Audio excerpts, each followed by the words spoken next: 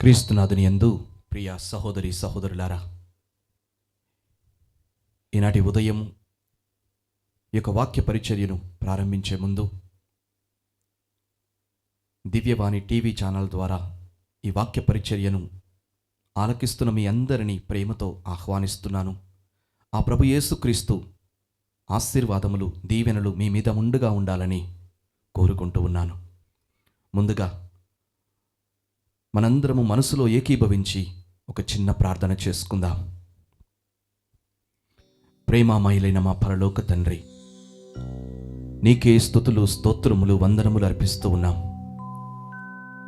నీ ప్రేమ అపారమైనది, అమూల్యమైనది.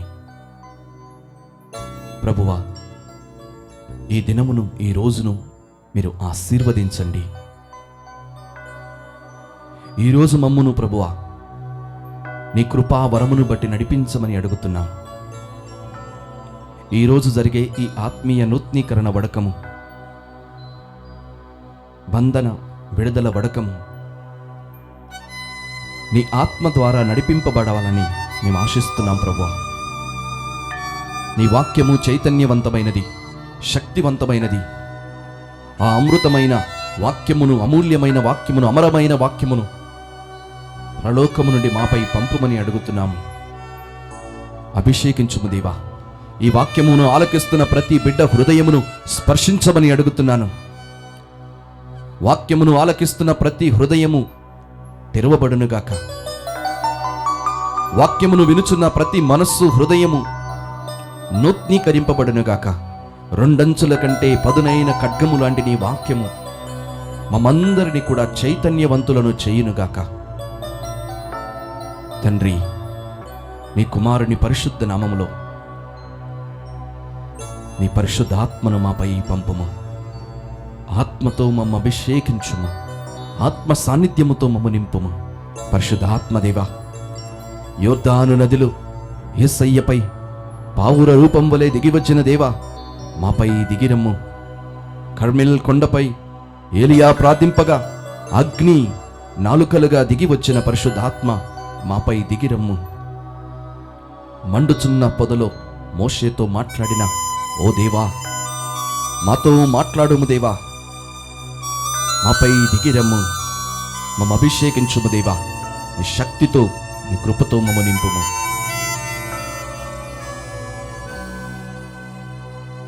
దిగిరావయ్యా మాపై, దిగిరావయ్యా పరిశుద్ధాత్మా,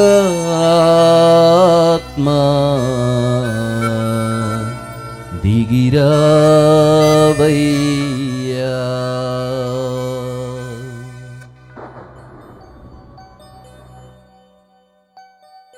Come, Holy Spirit of God. పరిశుద్ధాత్మా దిగిరావయ్యా, పరలోకాగ్ని కురిపించయ్యా. పరిశుద్ధాత్మా దిగిరావయ్యా, పరలోకాగ్ని కురిపించయ్యా. దిగిరావయ్యా మాపై, దిగిరావయ్యా. దిగిరావయ్యా మాపై, దిగిరావయ్యా. దిగిరావయ్యా ఇలపై, దిగిరావయ్యా. దిగిరావయ్యా ఇలపై, దిగిరావయ్యా.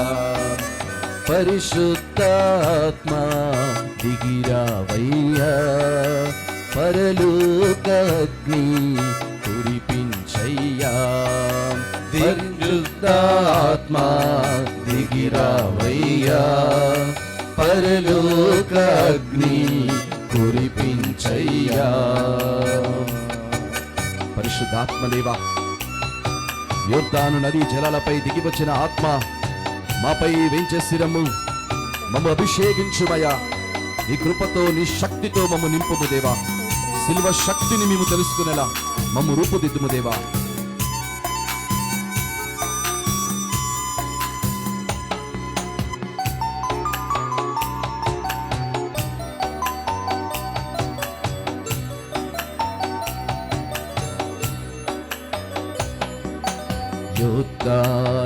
నదిలో యేసుపై దిగి వచ్చిన పావుర రూపమా,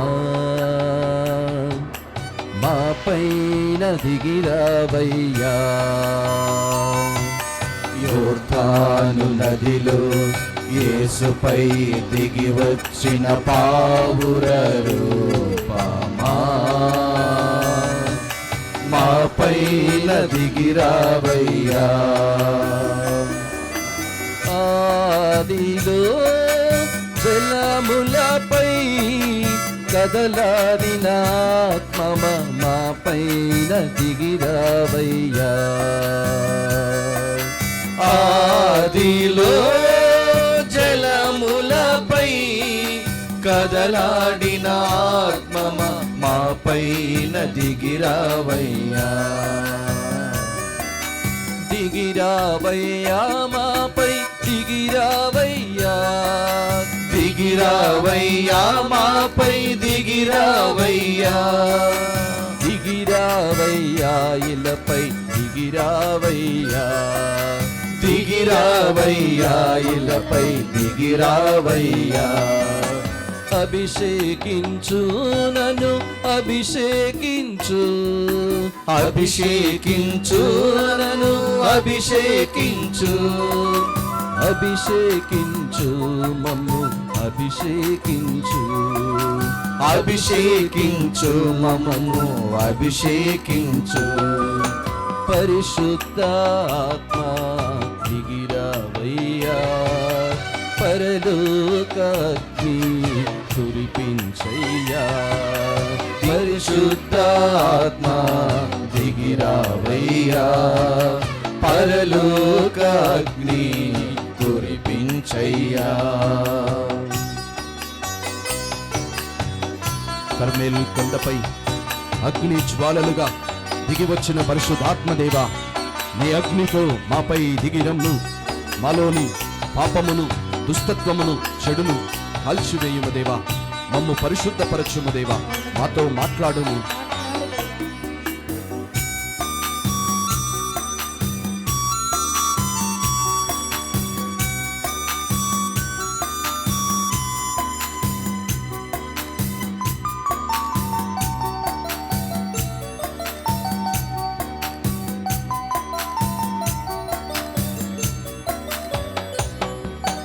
కర్మెల్ కొండపై ఎలియా ప్రార్థింపగ దిగి వచ్చిన అగ్ని రూపమా,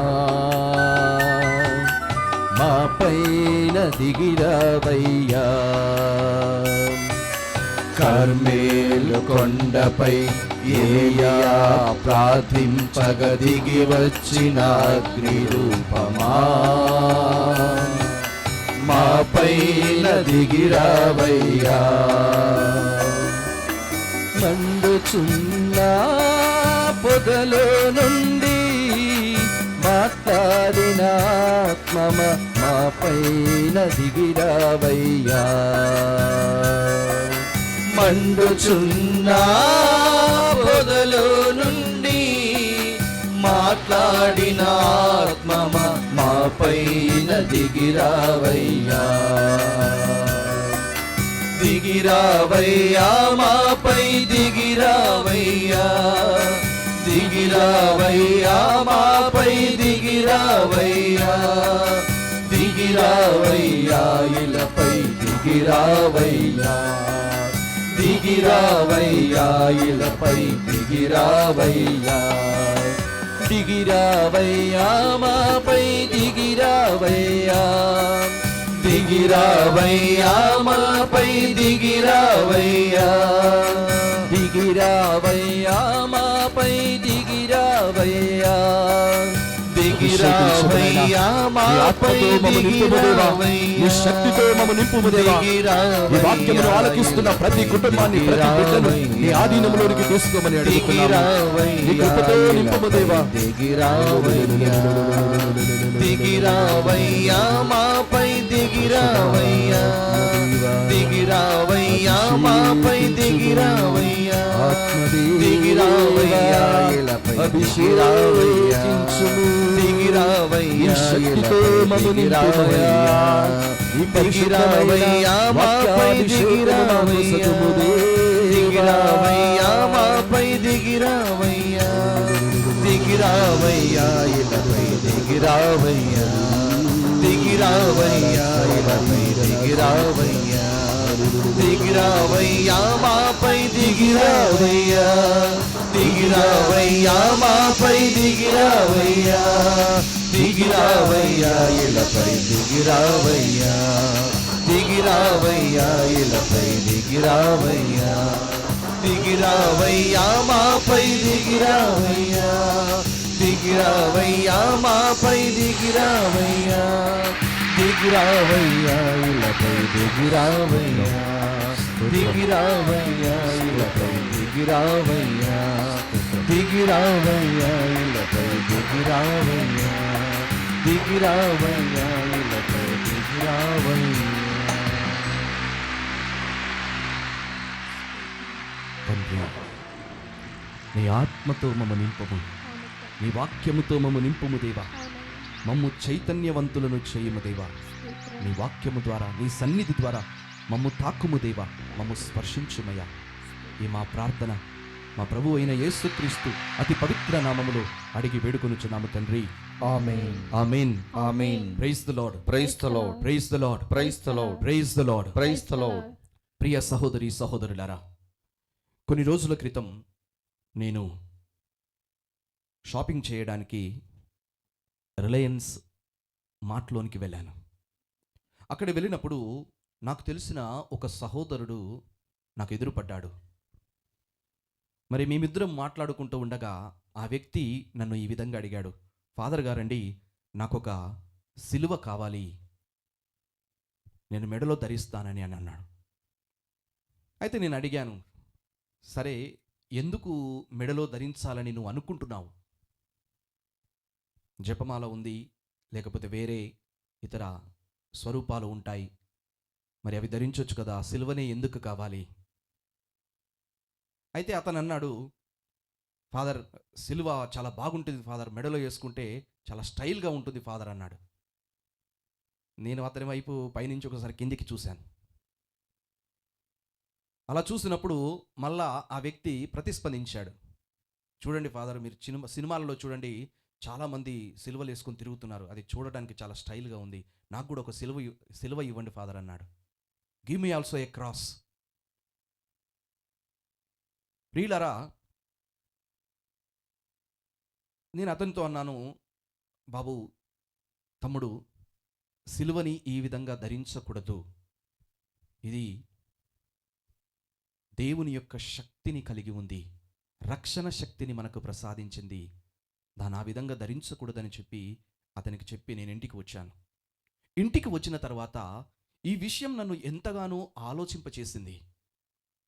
ఎందుకంటే ఈ తపస్సు కాలంలో సిలువ లేకుండా మనం తపస్సు కాలాన్ని అస్సలు ఊహించుకోలేం.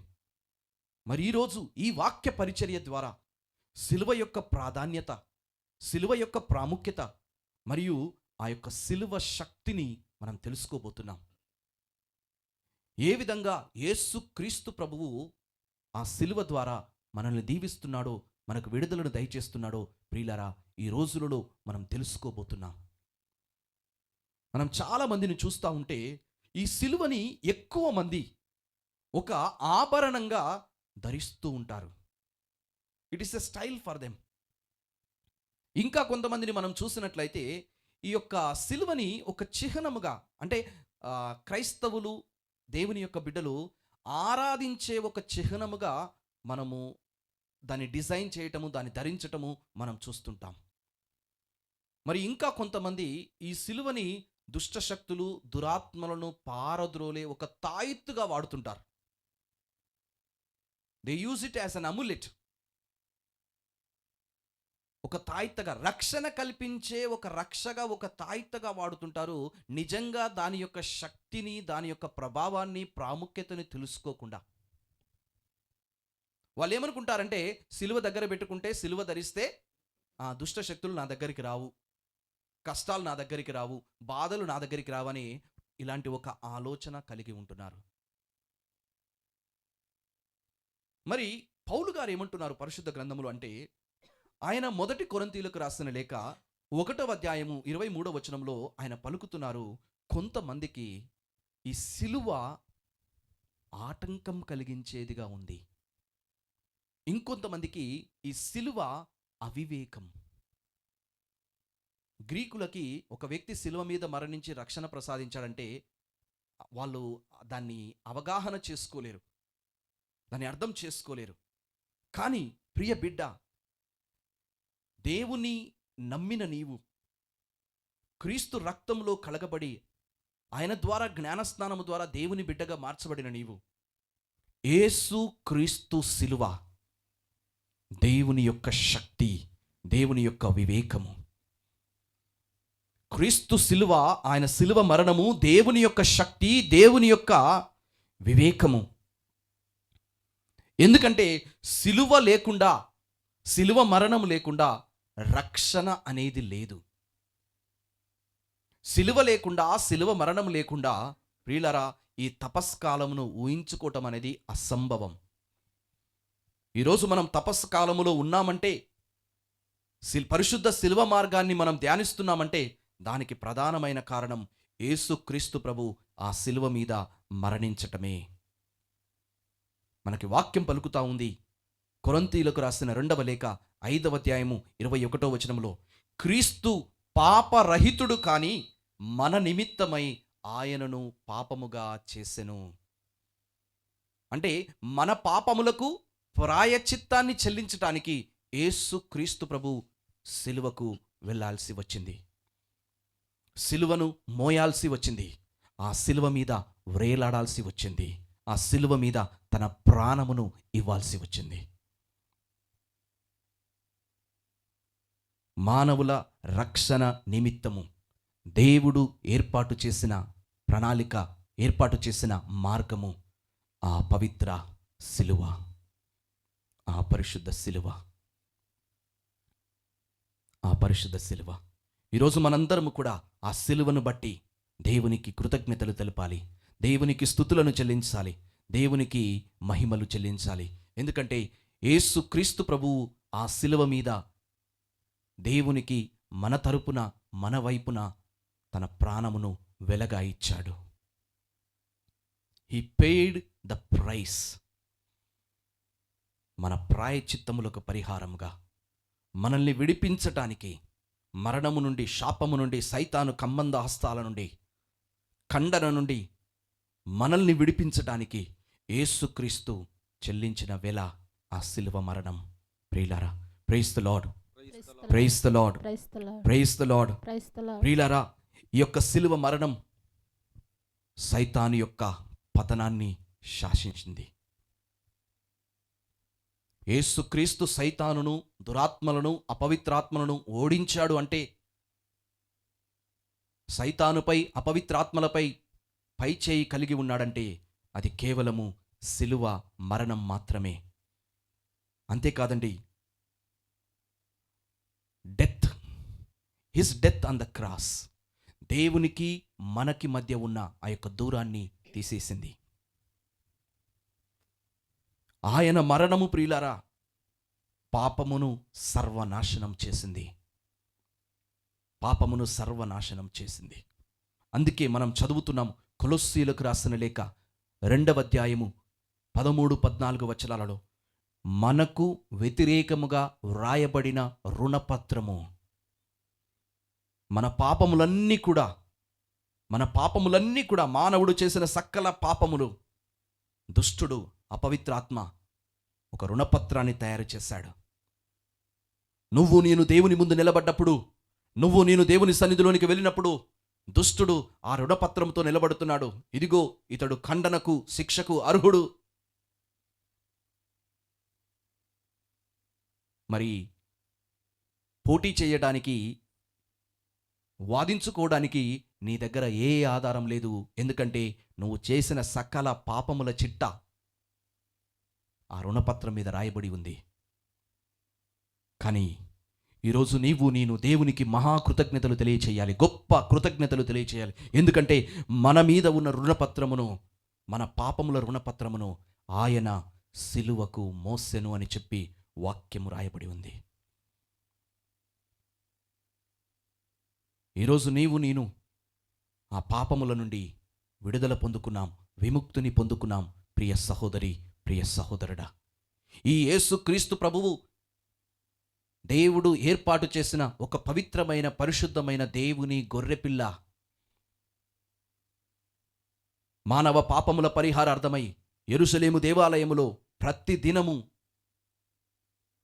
జంతువులను, గొర్రెలను, మేకలను, ఎద్దులను బలిగా అర్పించేవాళ్ళు. ఆ రక్తము చిలకరించబడటం ద్వారా మనుషుల యొక్క పాపములకు పాప పరిహారణ, పాప మన్నింపు పొందుకునేవారు. కానీ యేసుక్రీస్తు ప్రభు ఒకే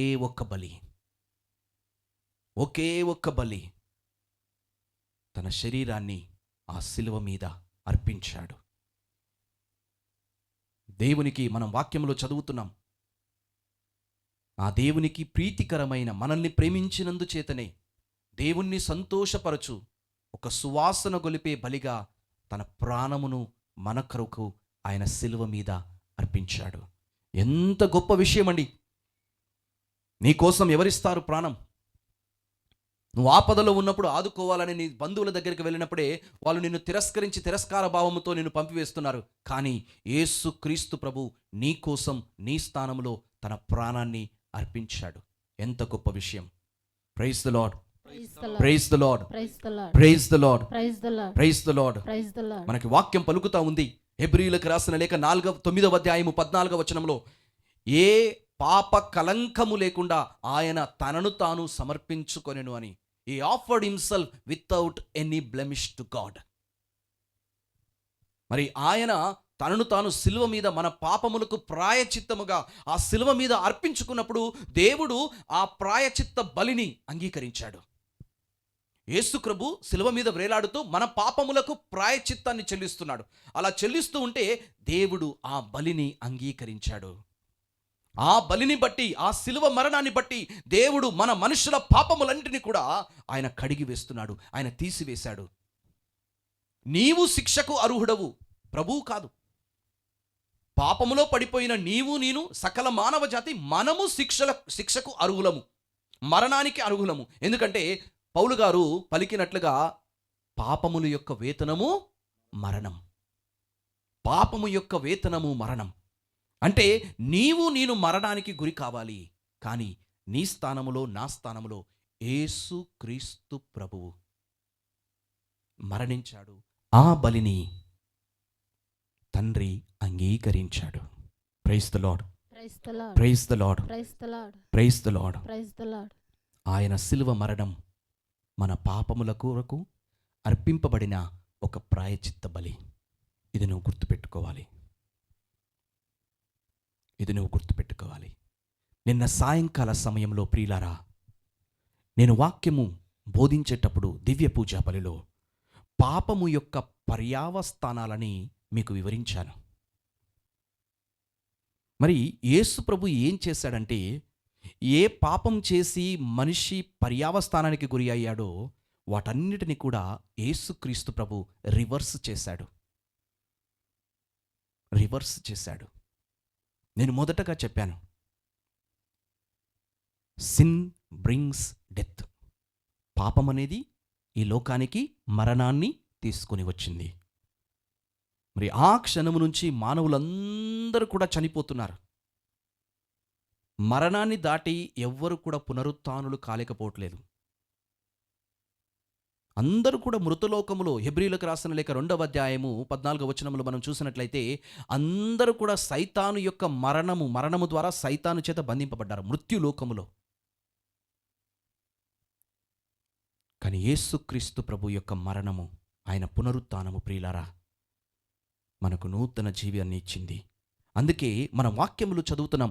దర్శన గ్రంథము 1వ అధ్యాయము 18వ వచనంలో దేవుని వాక్యము ఈ విధంగా పలుకుతూ ఉంది, సజీవుడను నేనే, నేను మరణించితిని కానీ చూడుము, నేను సదా జీవించి ఉందును, మృత్యువునకును మృత్యులోకమునకును అధికారిని నేనే.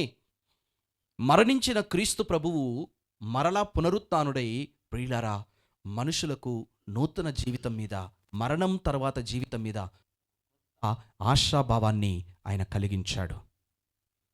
ఒక క్రొత్త ఆశాభావాన్ని కలిగించాడు.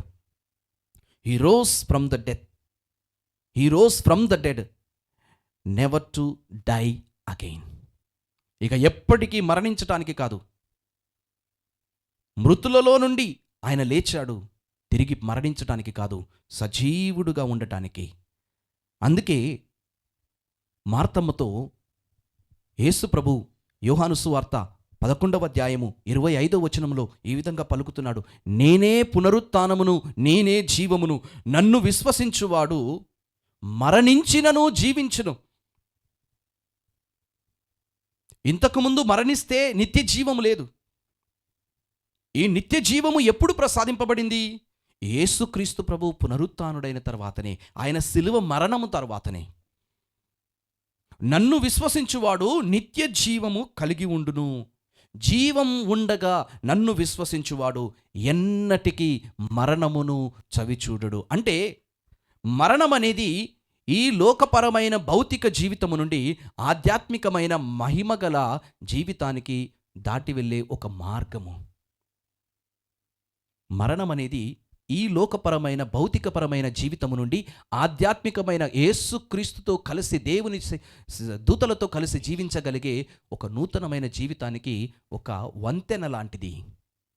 You are moving from this life to other life. So ఈ మరణం అనేది కేవలము ఒక సారథిగా, ఒక వంతెనగా మాత్రమే పనిచేస్తుంది మనందరికీ కూడా. అప్పుడు మరణాన్ని చూసి మనందరం కూడా భయపడాల్సిన పని లేదు. Praise the lord, praise the Lord. మరి అదే విధంగా చూడండి ప్రియులారా, పాపము చేసిన మనిషి ఖండనకు గురి కావాలి, ఖండనకు గురి కావాలి. ఎందుకంటే సిన్ బ్రింగ్స్ కండెమ్నేషన్. పాపం అనేది మనిషి జీవితంలోనికి ఖండన తీసుకొని వస్తుంది. కానీ చూడండి ప్రియులారా, యేసు ప్రభు దీన్ని ఏ విధంగా రివర్స్ చేశాడు. నీ స్థానములో, నా స్థానములో యేసుక్రీస్తు ప్రభు ఒక పాపిగా, ఒక దోషిగా పిలాతు ముందు నిలబడ్డాడు. మరణ దండనకు, మరణ శిక్షణకు ఖండింపబడ్డాడు. మీరు ఒక విషయం గుర్తుపెట్టుకోండి, పిలాతు యూదుల ముందుకి, ఇజ్రాయేలీ ప్రజల ముందుకి ఇద్దరు వ్యక్తులను తీసుకుని వచ్చి అక్కడ నిలబెట్టాడు. ఎప్పుడు యేసు ప్రభుని ముండ్ల కిరీటం పెట్టి కొరడాలతో కొట్టించిన తర్వాత కనీసం ఆయన యొక్క శరీరముగా ఆయన అనుభవిస్తున్న బాధను చూసి వాళ్ళు యేసుప్రభుని విడిచిపెట్టమని అంటారేమో అని చెప్పి యేసుప్రభుని తీసుకొని ఒకవైపు తిరుగుబాటుదారుడైన బందిపోటు దొంగ అయిన బరబ్బాను ఇంకొక వైపు నిలబెట్టాడు. ఇద్దరు వ్యక్తులు, ఒకవైపు యేసుప్రభు, ఇంకొక వైపు బరబ్బా. మరి ఆ స్థలంలో నువ్వు నేను ఉంటే ఎవరిని విడుదల చేయమని మనం కోరుకుంటాం? ఆ ప్రజలందరూ కూడా బరబ్బాను విడుదల చేయండి, బరబ్బాను విడుదల చేయండి, బరబ్బాను విడుదల చేయండి అని చెప్పి గొంతెత్తి అరిచారు. అసలు శిక్ష ఎవరికి పడాలి? బరబ్బాకు పడాలి. బరబ్బా అనే పేరుకి అర్థం ప్రియులారా, దేవుని కుమారుడు, దేవుని బిడ్డ. అంటే ఆ బరబ్బా ఎవరో కాదు, నీవు నేనే. మనందరము కూడా దేవుని పోలికలో, రూపములో సృష్టింపబడిన వారము. మనందరము కూడా దేవుని బిడ్డలము. కానీ ఈ బరబ్బా ఎవడు? తిరుగుబాటుదారు, బందిపోటు దొంగ. అంటే మనందరము మన పాప కారణంగా మనం దేవుని మీద తిరుగుబాటు చేస్తున్నాం. ఆ తిరుగుబాటుదారుడు, ఆ బందిపోటు దొంగవు నీవు నేనే. శిక్ష ఎవరి మీద పడాలి? న్యాయపరంగా శిక్ష ఎవరి మీద ఉండాలి? ఆ బరబ్బా మీద ఉండాలి. ఆ బందిపోటు దొంగ, ఆ తిరుగుబాటుదారుని మీద. అంటే ఆ శిక్ష పాపము చేసిన నీ మీద, నా మీద, తిరుగుబాటు చేసిన నీ మీద, నా మీద పడాలి. కానీ ఎవరు ఖండింపబడ్డారు? ఎవరు ఖండింపబడ్డారు? చెప్పు. ఎవరు మరణదండనకు గురి కాబడ్డారు? మన ప్రభువైన యేసుక్రీస్తు. పిలాతు బరబ్బాను విడుదల చేశాడు. యేసుక్రీస్తు ప్రభుని ఖండించి మరణ శిక్షకు, శిలువ మీద మరణ శిక్షకు పాత్రుని చేశాడు. అంటే పాపము చేసి మరణదండన అనుభవించాల్సిన ప్లేసులో, స్థలములో ప్రియులారా, యేసు ప్రభు నీ కోసం నా కోసం నిలబడ్డాడు. ఆ శిలువ మరణం మన మీద ఉన్న ఖండనను తొలగించింది. ఈరోజు నువ్వు దేవుని మీద నిలబడ్డప్పుడు అపవాది నిన్ను ఖండిస్తున్నాడు, దుష్టుడు నిన్ను ఖండిస్తూ ఉన్నాడు, నీ పాపమును బట్టి ఖండిస్తూ ఉన్నాడు. మరి తండ్రి కుడి ప్రక్కన కూర్చున్న యేసు ప్రభు ఈ విధంగా అంటున్నాడండి, ఆ బిడ్డ మీద రావాల్సిన ఖండన నా మీద పడింది. నా శిలువ మరణం ద్వారా నేను ప్రాయశ్చిత్తం చేశాను. Praise the lord, praise the lord. ఈరోజు సంతోషముగా నువ్వు జీవించవచ్చు, ఆనందముగా జీవించవచ్చు, వితౌట్ ఎనీ కండెమ్నేషన్. అందుకే పౌలు గారు అంటున్నారు, those who are in Christ Jesus, ఎవరైతే యేసుక్రీస్తు ప్రభువునందు ఉన్నాడో వారికి ఖండన లేదు. ఇది సంతోషం. ఎవరైతే యేసునందు ఉన్నారో, ఎవరైతే క్రీస్తునందు జీవిస్తున్నారో, దేవుని బిడ్డలుగా జీవిస్తున్నారో వారికి ఖండన లేదు అని చెప్పి ప్రియులారా దేవుని వాక్యము పలుకుతా ఉంది. ఇక మూడవదిగా ప్రియ సహోదరి, ప్రియ సహోదరుడా, sin blocks your fellowship with God. పాపము చేసిన ఆదాము ఏవ దేవుని సన్నిధి నుండి బయటికి గెంటివేయబడ్డారు, బయటికి తోసివేయబడ్డారు, దేవుని సన్నిధి నుండి దోసివేయబడ్డారు. మీరు చూడండి, యెరూషలేము దేవాలయము అతి పవిత్రమైన స్థలము ప్రియులారా, అతి పవిత్రమైన స్థలము, ఎవ్వరు కూడా ప్రవేశింపజాలని ఒక స్థలము. ఆ అతి పవిత్రమైన స్థలాన్ని, బలిపీఠాన్ని, అతి పవిత్రమైన స్థలాన్ని, ఎక్కడైతే దైవ మందసం ఉందో, ఎక్కడైతే దేవుని మహిమ ఉందో, ఎక్కడైతే దేవుని యొక్క పరిశుద్ధమైన సాన్నిధ్యం ఉందో ఆ స్థలాన్ని వేరుపరుస్తూ పైనుంచి కింది దాకా ఒక తెర అడ్డు వేయబడి ఉంది. వై? ఎందుకు? ఎవ్వరు కూడా ఆ అతి పవిత్రమైన స్థలములో ప్రవేశించలేరు. ఎందుకంటే అలా ప్రవేశించే అర్హత ఎవ్వరికి లేదు. పరిశుద్ధుడు, పుణ్యాత్ముడు ఎవ్వరు కూడా లేదు. ఒకవేళ ఆ స్థలములో ప్రవేశించాలంటే ప్రధాన అర్చకుడు రక్తమును చేతిలో తీసుకొని, రక్తమును తీసుకొని చిలకరిస్తూ ఆ అతి పవిత్రమైన స్థలములోనికి వెళ్ళాలి. పాప పరిహార బలి. Praise the lord, praise the lord, praise the lord. ప్రియులారా, యేసు క్రీస్తు ప్రభు సిలువలో వ్రేలాడుతూ ఉన్నప్పుడు 2 మేకుల మధ్య, 3 మేకుల మధ్య, భూమి ఆకాశముల మీద మధ్య విరేలాడుతూ ఉన్నప్పుడు ఆయన అంతయు సమాప్తమైనదని చెప్పి శ్వాస విడిచి ప్రాణం విడిచినప్పుడు దేవుని వాక్యము పలుకుతా ఉంది. మత్తయి సువార్త 27వ అధ్యాయము 5వ వచనములో, దేవాలయపు తెర పైనుండి కింది వరకు 2గా చీలిపోయెను. అప్పటి వరకు తెర వెనుక దాచబడి ఉంచిన దేవుని యొక్క పరిశుద్ధమైన సన్నిధి మానవులందరికీ అందుబాటులోనికి తీసుకొని రాబడింది. ఆయన సిలువలో మరణించినప్పుడు, సిలువ మీద ప్రాణం విడిచినప్పుడు ఆ దేవాలయపు తెర 2గా చిరిగిపోయిందండి. అందుకే మనం వాక్యం చదువుతున్నామండి. ఎఫెసీయులకు రాసిన లేఖ 2వ అధ్యాయము 13వ వచనంలో దేవుని వాక్యము ఈ విధంగా పలుకుతుంది, కానీ ఇప్పుడు యేసుక్రీస్తునందు ఏకమగుట చేత, యేసుక్రీస్తులో ఐక్యమగుట చేత పాపము చేసి దూరముగా ఉన్న మీరు యేసుక్రీస్తు రక్తం వలన, ఆయన శిలువ మరణం వలన దేవుని సమీపమునకు తీసుకొని రాబడ్డారు. ఈరోజు నీవు నేను దేవునితో, దేవుని సన్నిధిలోనికి ధైర్యంగా అడుగు పెట్టగలం, దేవుని సన్నిధిలోనికి ధైర్యంగా రాగలం. ఈ దేవుని సన్నిధి ప్రియులారా మనందరికీ కూడా అందుబాటులోనికి తీసుకొని రాబడ్డది. అందుకనే హెబ్రీయులకు రాసిన లేఖ 10వ అధ్యాయము 19వ వచనములో దేవుని వాక్యము ఈ విధంగా పలుకుతుంది, యేసు మరణం వలన పవిత్ర స్థలములో ప్రవేశించుటకు మనకు సంపూర్ణ స్వేచ్ఛ కలదు. ఎంత సంతోషకరమైన శుభవార్త ఇది! యేసు క్రీస్తు శిలువ మరణం వలన అతి పవిత్రమైన స్థలములో ప్రవేశించు అర్హత, స్వేచ్ఛ మనకి కలదు. You can walk in to the presence of God. ఈరోజు నువ్వు దేవుని ముందు నిలబడగలుగుతున్నావంటే, దేవుని సన్నిధిలోనికి రాగలుగుతున్నావంటే ప్రియులారా, నీలో ఉన్న పరిశుద్ధత కాదు, నీ మంచి కార్యములు కాదు, నీ నీతి కార్యాలు కాదు, క్రీస్తు శిలువ మరణం క్రీస్తు శిలువ మరణం. ఆ శిలువ మరణం లేకపోతే ఈరోజు నీవు దేవుని ముందు నిలబడే అర్హత లేదు. అర్హత లేదు. అతి పవిత్రమైన స్థలం, God's holy presence is made available to you and me through the death of Jesus on the cross. Through the death of Jesus. అందుకని పౌలు గారు రోమీయులకు రాసిన లేఖ 5వ అధ్యాయము 1వ వచనంలో ఈ విధంగా అంటున్నాడు, మన ప్రభువగు క్రీస్తు ద్వారా దేవునితో సమాధానపడితిమి. దేవునితో మనకున్న సంబంధం ప్రియులారా మళ్ళా తిరిగి నిర్మించబడింది, పునర్నిర్మించబడింది.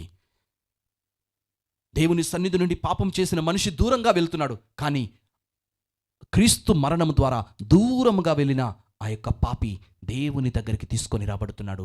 మరలా దేవునితో కలిసి ఒక నూతనమైన క్రొత్త సంబంధములోనికి, బంధములోనికి ప్రవేశిస్తున్నాడు. Praise the lord, praise the lord, praise the lord, praise the lord, praise the lord, praise the lord. ప్రియులారా, నేను నిన్న ఇంకొక వాక్యము చెప్పాను. పాపము దురాత్మలను, దుష్టశక్తులను నీ జీవితంలో ప్రవేశించడానికి మార్గము తెరుస్తుందని. కానీ యేసు క్రీస్తు ప్రభువు ఆయన యొక్క శిలువ మరణము, ఆయన శిలువ రక్తము ఈ యొక్క దురాత్మలను, దుష్టశక్తులను, సైతానును అనగద్రొక్కాడు. He defeated Satan. సైతాను యొక్క అనునాయులని, దురాత్మలని, దుష్టశక్తులని యేసు క్రీస్తు ప్రభు ఓడించాడు. ఈరోజు మనం ఇజ్రాయేలీ ప్రజలతో కలిసి మనం పాడవచ్చు. ఎందుకంటే నీ తరపున పోరాడటానికి సైన్యములకు అధిపతి అయిన ప్రభువు నీతో ఉన్నాడు. అందుకే మనం పాడొచ్చు, రాజులు మనకెవ్వరు లేరు, శూరులు మనకెవ్వరు లేరు. సైతానుతో, దురాత్మలతో, అపవిత్రాత్మలతో యుద్ధం చేయాలంటే, చీకటి శక్తులతో పోరాడాలంటే, అంధకార శక్తులతో పోరాడాలంటే ప్రియులారా నీకు నాకు అర్హత లేదు. అందుకే మన తరపున రాజులు మనకెవ్వరు లేరు, శూరులు మనకెవ్వరు లేరు, సైన్యములకు అధిపతి అయినా యేసయ్యా మన అండా, సైన్యములకు అధిపతి అయినా యేసయ్యా మన అండా. యుద్ధము యెహోవాదే, యుద్ధము యెహోవాదే, యుద్ధము యెహోవాదే, యుద్ధము యెహోవాదే. ప్రియులారా, ఈ యుద్ధము నీది కాదు, నాది కాదు, ప్రభువైన యేసుక్రీస్తుది. నీ తరపున దుష్ట శక్తులతో, దురాత్మలతో పోరాడడానికి ఈ లోకములో ఏ రాజు, ఏ సైనికాధికారి లేడు. ఒకే ఒక్కడు దేవుని కుమారుడు యేసుక్రీస్తు ప్రభు. శిలువ మరణము ద్వారా సైతాను రాజ్యాన్ని కుప్పకూల్చాడు. సైతాను రాజ్యాన్ని కూల్చివేశాడు. ఈరోజు నీకు నాకు విజయము దురాత్మల మీద, దుష్టశక్తుల మీద, అపవాది మీద, అంధకార శక్తుల మీద, చీకటి శక్తుల మీద, క్షుద్ర శక్తుల మీద విజయము కలిగి ఉంటున్నామంటే కారణం యేసు క్రీస్తు శిలువ మరణం. ఆ శిలువ మరణము ద్వారా సైతానుని నాశనం చేశాడు. సైతాను శక్తిని, సైతాను అధికారాన్ని వినాశనం చేశాడండి. దీన్ని బట్టి మీరందరూ గట్టిగా చప్పట్లు కొట్టొచ్చు. ఎంత గొప్ప శుభవార్త ఆ సిలువ మనకిస్తుంది. ఈరోజు సిలువ అంటే ఒక ఆభరణం కాదండి. స్టైల్గా ధరించుకోవడానికి, మెడలు వేసుకోవడానికి, చేతులు పట్టుకోవడానికి ఉపయోగించే ఒక ఆకర్షణీయమైన, అందమైన ఒక ఆభరణం కాదండి. దేవుని యొక్క శక్తి, దురాత్మలను, దుష్టశక్తులను పారద్రోలే శక్తి. ప్రియులారా, నా జీవితంలో జరిగిన ఒక అనుభవాన్ని మీతో పంచుకుంటాను. నేను ముత్తంగి కేంద్రములో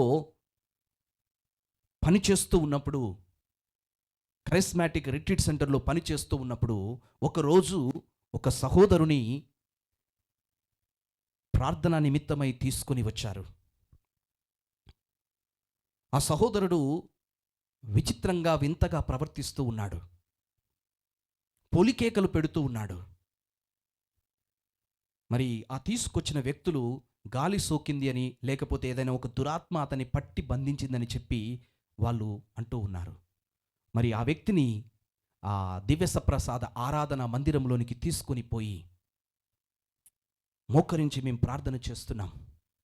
మా టీం మెంబర్స్ అందరం కూడా, నాతో పాటు ఉన్న ఇన్మేట్స్ అక్కడ దివ్య సప్రసాద మందసం ఉంది, ప్రార్థన చేస్తున్నారు. మరి నేను చేతిలో ఒక సిలువ పట్టుకొని అతని దగ్గరికి వెళ్ళాను.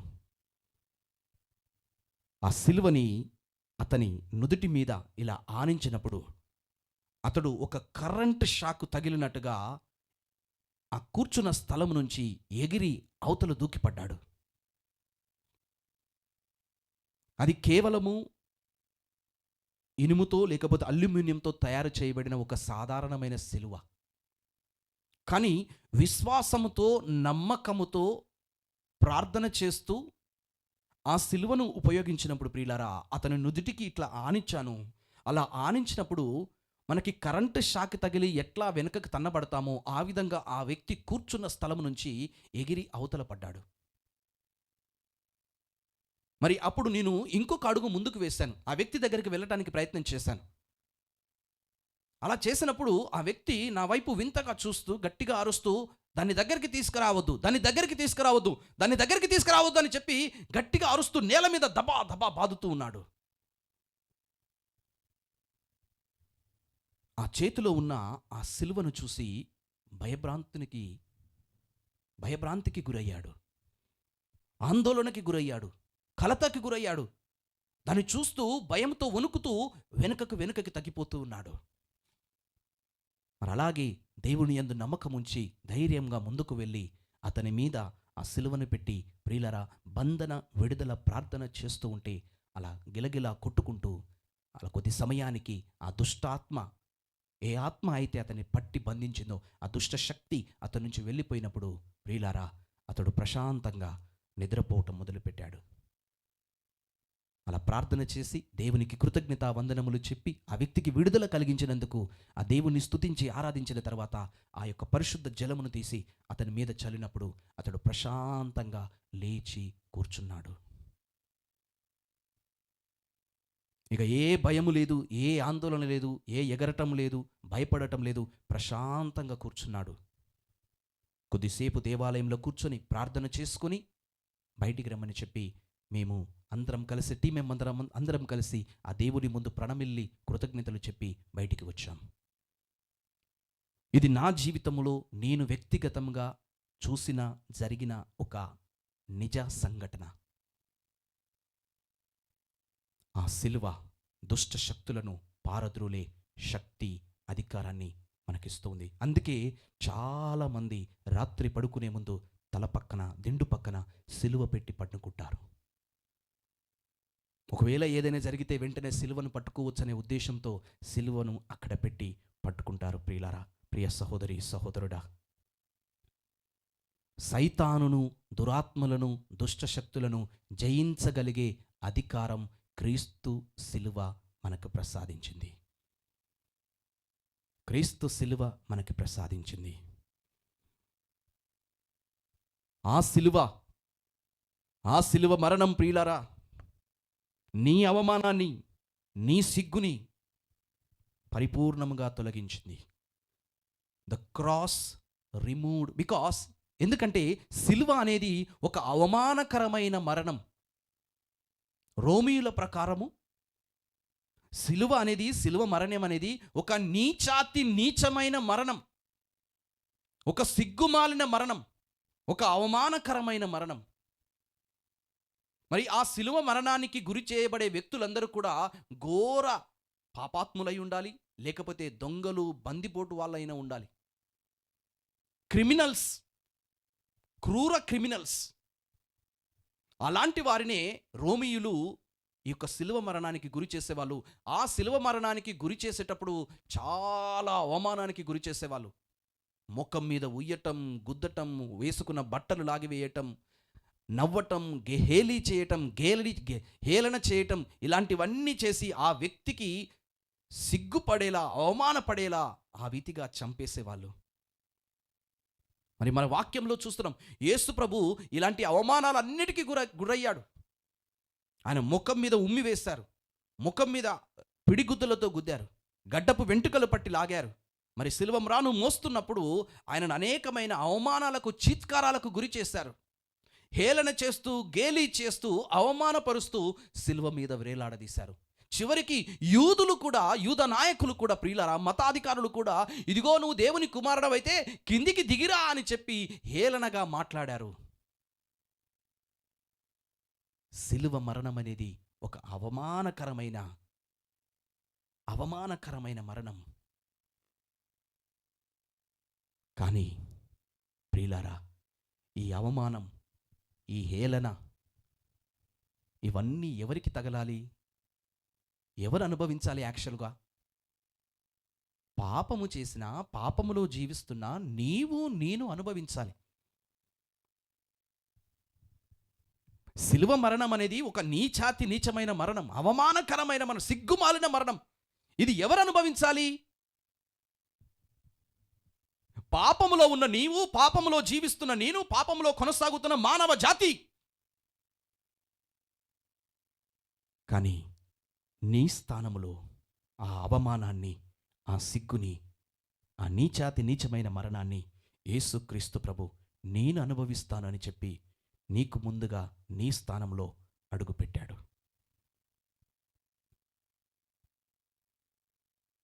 నీ స్థానములో యేసు ప్రభు సిలువ మీద మరణించాడు నీకోసం. ఇంకా ఎన్ని రోజులు పాపములోనే జీవిస్తావు? ఇంకా ఎన్ని రోజులు పాపములోనే కొనసాగుతావు?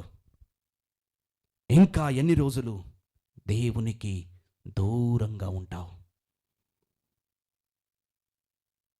చూడు, ఆ సిలువ వైపు చూడు. అవమానకరమైన మరణం, నీచమైన మరణం, ఏ విధంగా యేసు ప్రభు ఆ అవమానాన్ని భరించాడో, నీ సిగ్గుని. He died on the cross to remove your shame. ఈరోజు మన పాప జీవితాన్ని మనం తలుచుకుంటే సిగ్గుతో తల వంచుకోవాలి. కానీ యేసుప్రభు అంటున్నాడు, బిడ్డా, కుమారా, కుమార్తె, తల వంచుకోకు, పైకి లే, నా దగ్గరికి రా. ఇదిగో నీ బదులు నేను తల వంచుకున్నాను. అవమానానికి గురయ్యాను, నీ బదులు నేను తల వంచుకున్నాను. ఈరోజు నీవు తల వంచుకోవద్దు, నా దగ్గరికి రా. నేను నీ పాపాన్ని తొలగిస్తాను, నిన్ను నీతిమంతుని చేస్తాను, నా చెంతకు రా. ఈరోజు ప్రభు శిలువ మీద వేలాడుతూ నిన్ను పిలుస్తూ ఉన్నాడు, నిన్ను రమ్మని అడుగుతూ ఉన్నాడు. రావటానికి నువ్వు సిద్ధమా? రావటానికి నువ్వు సిద్ధమా? చెప్పు ప్రియ బిడ్డ. He removed our shame. Praise the Lord. Praise the Lord. Praise the Lord. మరి అదే విధంగా యేసుక్రీస్తు ప్రభు సిలువ మరణం మన శాపాన్ని తొలగించింది. పాపము మనిషి జీవితంలోనికి శాపాలను కొని తెస్తుంది. పాపము మనిషి జీవితంలోనికి శాపాలను విడుదల చేస్తుంది, శాపగ్రస్తులను చేస్తుంది. కానీ యేసు సిలువ మీద మరణిస్తూ మనం చదువుతూ ఉన్నామండి, గలతీయులకు రాసిన 3వ లేఖ, ఆయన తన సిలువ మరణము ద్వారా మన శాపాలన్నీ కూడా తొలగించాడు. ఏ విధంగా? చెట్టుకు వ్రేలాడదీయబడిన వ్యక్తి శాపగ్రస్తుడు. యేసుక్రీస్తు ప్రభువు ఆ యొక్క సిలువ మ్రాను మీద వ్రేలాడదీయబడ్డాడు. ఈరోజు నీకు శాప విముక్తి కావాలంటే there is no other way. శాపము నుంచి నీకు విడుదల కావాలంటే, శాపాల నుంచి నీకు విడుదల కావాలంటే, నీ కుటుంబం కావచ్చు, నీ పూర్వీకులు కావచ్చు, వంశ పారంపర్యంగా వస్తున్న ఏ శాపమైనా కావచ్చు, ఏ శాప ప్రభావమైనా కావచ్చు, ఈ శాప ప్రభావముల నుండి నీకు విడుదల కావాలంటే దేవుడు ఏర్పాటు చేసిన ఒకే ఒక మార్గము క్రీస్తు సిలువ. There is no other place, there is no other way. ఇంకొక మార్గము లేదు, ఇంకొక స్థలము లేదు. సిలువ మీద వ్రేలాడిన క్రీస్తు ప్రభువు శాపములను తొలగించెను. అబ్రహాము ద్వారా ప్రతి మనిషి పొందుకోవాల్సిన దీవెనలన్నీ కూడా, ప్రతి ఆశీర్వాదం, ఎవ్రీ బ్లెస్సింగ్, ప్రతి ఆశీర్వాదము ఆ సిలువ దగ్గర నీకు దొరుకుతుంది. Every blessing you will receive at the cross. ఆ సిలువ ముందు మోకరించి ఆ సిలువ మీద వ్రేలాడుతున్న ఆ ప్రభుని చూస్తూ నువ్వు ప్రార్థన చేసినప్పుడు ప్రతి ఆశీర్వాదము, ప్రతి దీవెన నీ సొంతమవుతుంది, నీకు దొరుకుతుంది. మరి ఈరోజు ప్రభువు నిన్ను పిలుస్తున్నాడు, నిన్ను ఆహ్వానిస్తున్నాడు. నీలో ఉన్న శాపాన్ని తొలగించడానికి, నీలో ఉన్న శాపాన్ని తీసివేయడానికి, నీ శాపమును దీవెనగా మార్చడానికి ఆ ప్రభువు నిన్ను పిలుస్తూ ఉన్నాడు. ఆ ప్రభువు నిన్ను పిలుస్తూ ఉన్నాడు. మరి దేవుని సన్నిధిలోనికి, దేవుని దగ్గరికి రావటానికి నువ్వు సిద్ధముగా ఉన్నావా ప్రియ సహోదరి, సహోదరుడా? మరి అదేవిధంగా పాపము ద్వారా మనిషి వేదనకు, కష్టాలకి, అనారోగ్యానికి, బాధలకు, శ్రమలకు గురి అయ్యాడు. క్రీస్తు శిలువ మరణం, ఆయన శిలువ శ్రమలు ఈరోజు మనకి స్వస్థత చేకూరుస్తూ ఉన్నాయి. పేతురు రాసిన మొదటి లేఖ 2వ అధ్యాయము 24వ వచనంలో దేవుని వాక్యము ఈ విధంగా పలుకుతూ ఉందండి. ఆయన గాయముల ద్వారా, ఆయన శిలువ శ్రమల ద్వారా మనకు స్వస్థత చేకూర్చబడినది. మరి అదేవిధంగా యెషయా గ్రంథము 53వ అధ్యాయము 3-4 వచనాలలో వాక్యం పలుకుతా ఉంది. ఆయన మన గాయములన్నిటినీ తన శరీరంలో మోసాడు. కీర్తన 129 3వ వచనం వాక్యం పలుకుతుందండి. ఆయన కొరడా దెబ్బలకి గురి చేయబడ్డప్పుడు ఆయన శరీరము, ఆయన వీపు పొలము వలె దున్నబడెను అని చెప్పి వ్రాయబడి ఉంది. వారు నా వీపును నాగటి చాళ్ళతో పొలముని దున్నినట్లుగా దున్నెను అని చెప్పి అక్కడ రాయబడి. అంటే అర్థం చేసుకోండి, ఎంతగా ఆయన శరీరము గాయపరచబడిందో. ఇనుప మేకులను ఆయన చేతులకి, కాళ్ళకి కొట్టి సిలువకు అంటగొట్టినప్పుడు, పక్కలో బల్లెముతో పొడిచినప్పుడు ఎంతగా ఆయన గాయపడ్డాడో. ముండ్ల కిరీటము తల మీద అల్లి పెట్టినప్పుడు, ప్రియులారా, అల్లి తల మీద పెట్టినప్పుడు ఎంతగా ఆయన గాయపడ్డాడో ఒక్కసారి ఊహించు.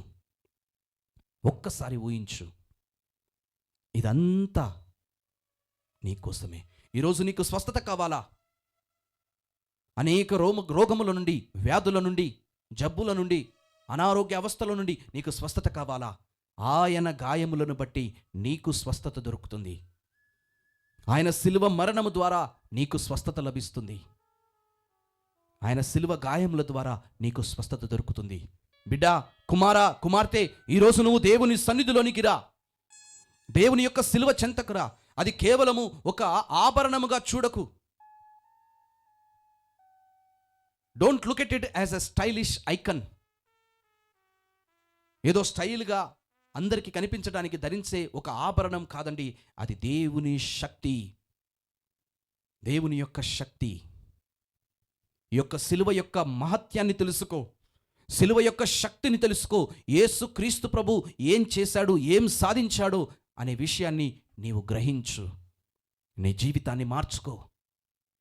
ఆ శిలువ చెంతకురా ప్రియ బిడ్డ, ఆ శిలువ చెంతకురా. ఈరోజు ప్రభువు నిన్ను పిలుస్తూ ఉన్నాడు. ఆ శిలువ ద్వారా మన మరణం నుంచి జీవానికి నడిపించాడు. ఆ శిలువ ద్వారా మన మీద ఉన్న ఖండనను తొలగించాడు. ఆ శిలువ ద్వారా దేవునికి మనకి మధ్య సమాధానాన్ని చేకూర్చి మళ్ళా తిరిగి దేవునితో సమాధానపరిచాడు. ఆ బంధంలోనికి మనల్ని నడిపించాడు. ఆ శిలువ ద్వారా మన మీద ఉన్న శాపాన్ని తొలగించాడు. ఆ శిలువ ద్వారా ప్రియులారా మన మీద ఉన్న సిగ్గు, అవమానాన్ని తొలగించాడు. ఆ శిలువ మరణం ద్వారా సైతానును నాశనం చేశాడు. ఆ శిలువ మరణం ద్వారా దేవునితో సమాధానపరిచాడు. ఆ శిలువ మరణం ద్వారా యేసుక్రీస్తు ప్రభువు మన వ్యాధులు, మన రోగాలు, మన జబ్బులన్నిటిని కూడా తొలగించాడు. ఈ విషయాన్ని నువ్వు గ్రహించగలుగుతున్నావా? శిలువ శక్తిని, శిలువ మహత్యాన్ని, యేసుక్రీస్తు శిలువ మీద ఏమి సాధించాడో ఈరోజు నువ్వు గ్రహించగలుగుతున్నావా? ఇక నుండి నీవు శిలువను చూస్తే ఒక ఆరాధ్య భావముతో నువ్వు చూడాలి, గౌరవ భావంతో చూడాలి, ఎంతో భక్తితో నువ్వు ఆ శిలువ వైపు చూడాలి. మరి నువ్వు అలా చూడగలుగుతావా? Praise the lord, praise the lord, praise the lord. ప్రియులారా, కళ్ళు మూసుకొని ఒక చిన్న ప్రార్థన చేసుకుందాం. ఈ వాక్యాన్ని ముగించే ముందు, ఈ వాక్య పరిచర్యను ముగించే ముందు కళ్ళు మూసుకొని నీ కళ్ళ ముందు ఆ క్రీస్తు శిలువని ఒక్కసారి ఊహించుకో. ఈ లోకమును రక్షింపగలిగే గొప్ప శక్తి ఆ శిలువ ద్వారా మనకివ్వబడింది. ఆ శిలువను చూడు, ఆ శిలువ మీద వేలాడుతున్న యేసయ్యను చూడు. నీకు, నీ కుటుంబానికి నీకు కావలసిన సమస్త ఆశీర్వాదము, దీవెన ఆ సిలువ చెంత నీకు దొరుకుతూ ఉంది. పాప విమోచన, పాప ప్రక్షాళన, ఆరోగ్యము, శాపముల నుండి విడుదల, దురాత్మ దుష్ట శక్తుల నుండి విడుదల, మరణము నుండి విడుదల, ఖండన నుండి విడుదల, అవమానము నుండి విడుదల ఆ సిలువ దగ్గర నీకు దొరుకుతుంది. వెళ్ళు ప్రియ బిడ్డ, ఆ సిలువను పట్టుకో, ఆ సిలువను పట్టుకో, ఆ సిలువ సన్నిధిలో కన్నీటితో అడుగు, అయా నీ రక్తంతో నన్ను కడుగుము దేవా, నీ